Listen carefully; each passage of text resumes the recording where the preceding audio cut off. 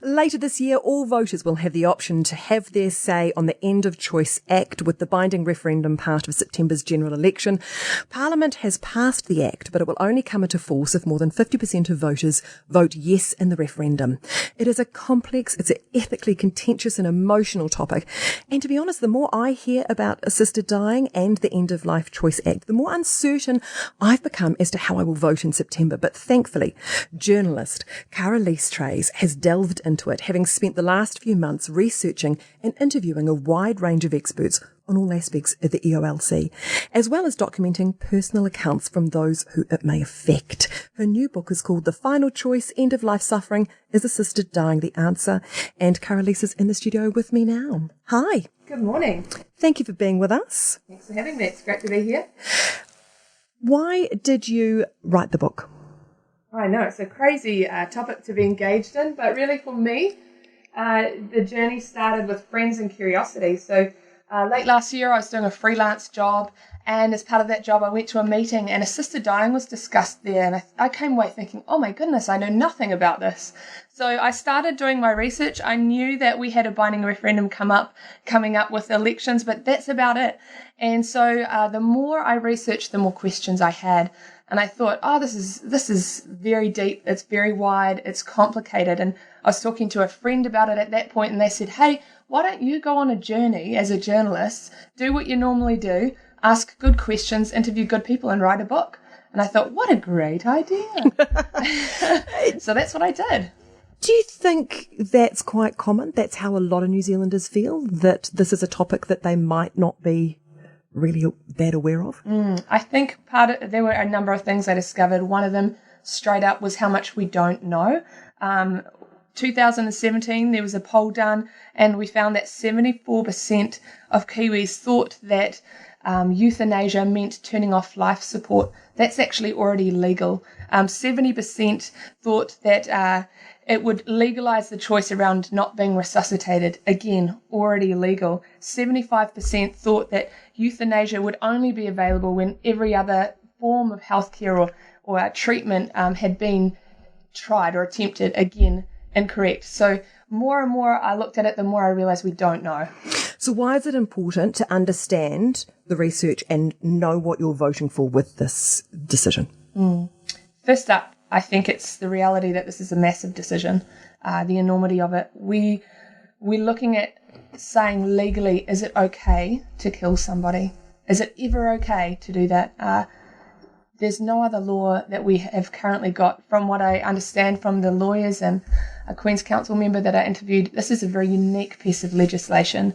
It is significant, and I mean, once you've made that choice, there's no going back. So yes, that is so important. Do you think people are aware of the fact that we're not voting on a concept here, we are actually voting on an act? So if you say yes, it's not saying, oh yes, I'd like to look into this, or yes, I'd be happy for the government to pursue this. We're actually voting on an act. Do you think people understand that? No, I think most of us don't. And it's hard to separate those two things. I think we all come to the discussion of assisted suicide or assisted dying, with this instinct, this sort of gut reaction and feelings around that. And it's really hard to separate that out in this case, but this is what we need to do. We need to be able to separate out the emotion, the personal experiences, and start to analyse a piece of law that we are clearing. It's such a big decision that some people you spoke to believe that this shouldn't be up to a referendum. This just, Yeah, I think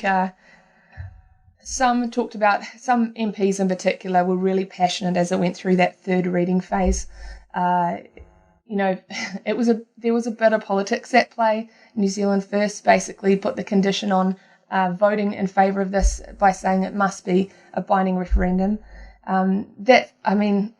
Some people say that's a good thing, and in some ways it really is. It's a good way to test how we feel as a nation.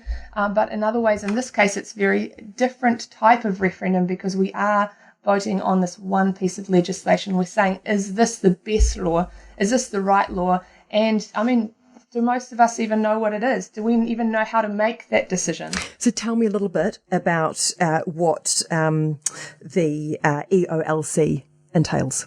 End of Life Choice Act. Oh, yeah. I know. Read the book.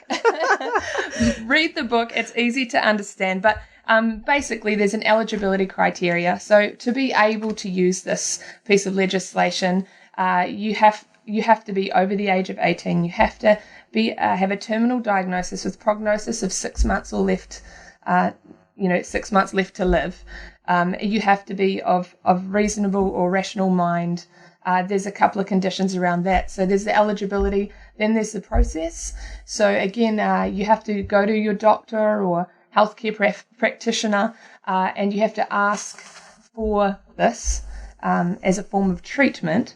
And from there, they give an opinion whether you should be eligible. They go through some criteria, and there's a second opinion that's required.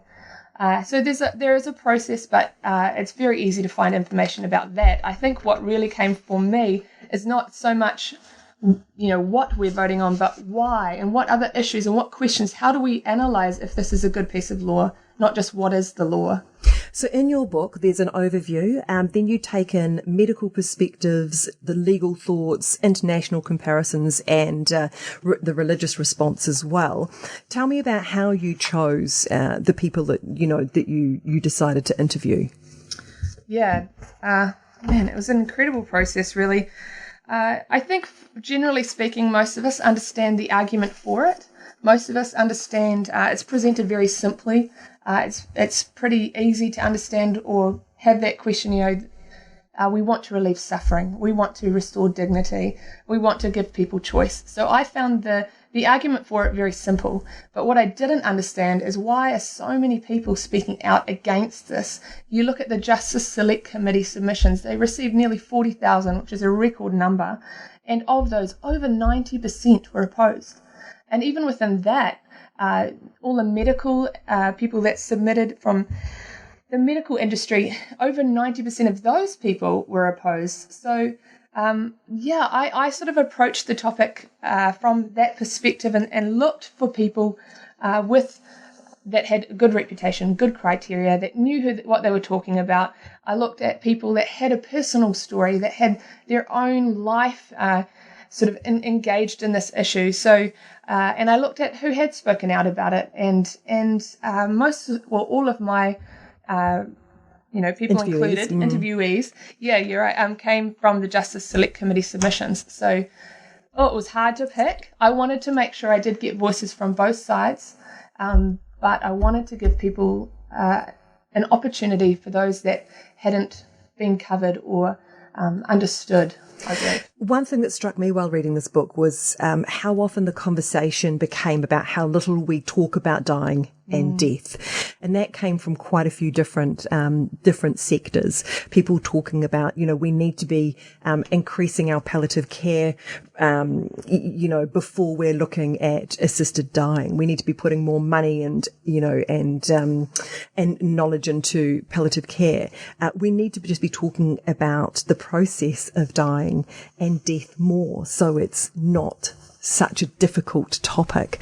Did that surprise you? Yes, it did. I think there's a couple of things there. I mean, one is we're trying to relieve suffering here. And so you have to talk about suffering. And that reality is that no one wants to talk about dying or death. And we all have personal encounters with loved ones going through that process. And so it did bring up a lot of emotion, a lot of sort of, trauma, I guess. A lot of people have had traumatic experiences, but I found that we need to talk about them. We need to start facing the reality that, we will all die. And so what I found interesting is that it really triggered a lot of fear. And it's quite hard, I think for me, it's hard to make a decision if I'm fearful. It's hard to see the truth, to see and weigh up something honestly and with integrity. And so it was actually really liberating for me. And I believe that, through the book, you can have that same liberty, that same sort of relief and release around the education of what normal death looks like. What should our goal be for death? One of the professors that I interviewed, Roderick McLeod, who's a palliative care specialist, he talks about educating people on what a normal death is, and It's true. There's a lot we need to learn here. And this is a great opportunity. You know, we're being faced with a difficult question, but just like COVID-19, there's something good that can come out of it. We can start facing these issues and start sort of being more free and liberated around how we feel about these sorts of things. So, yeah. As you said, you had more questions and answers as you began researching and interviewing. Was there anything else that surprised you that you learned? Yeah. Oh. Pretty much everything in the book surprised me. But I think something that stood out is just around the international figures and stats and what's actually operating overseas. Again, you know, you hear of the countries like the Netherlands and Canada that have accepted this piece of legislation or similar versions of this. They have legalized euthanasia or assisted dying in their own forms. But I think, straight off the bat, something that I didn't realize was that while 13 jurisdictions have accepted this, over 30 have rejected it. So you hear of the acceptance, but you don't hear of the rejection. Just the variation of the law, the motivational factors of why people have chosen to use this overseas really, it triggered my curiosity. It also, it wasn't what I expected. So, like, for example, in 2019, reports through Oregon, so it's assisted suicide is legal in Oregon. The top motivational reason for someone wanting to use this, over 90% said that their life was not enjoyable anymore. Again, 59% said that they worried about being a burden on other people. I don't know, but when I came into this, I thought this was about suffering and pain.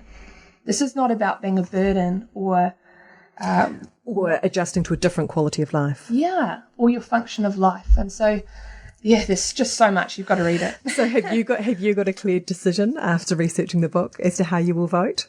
I have a lot clearer of a decision. I believe I know how I'm going to vote. I have to say I'm not going to give a spoiler. No spoiler alert here. But I really believe that people need to get more informed. People need to come to their own decision, but we need information to make a good decision. And so that's what I want to do through this book, to provide more information to help people make a really good decision. So the final choice, End of Suffering, is Assisted Dying, the Answer by Caralise Trayes. It goes on sale on July 1st. Yes, and you can also buy a copy on thefinalchoice.nz. Fabulous. Hey, look, thank you so much for coming in. Really appreciate it. Thanks.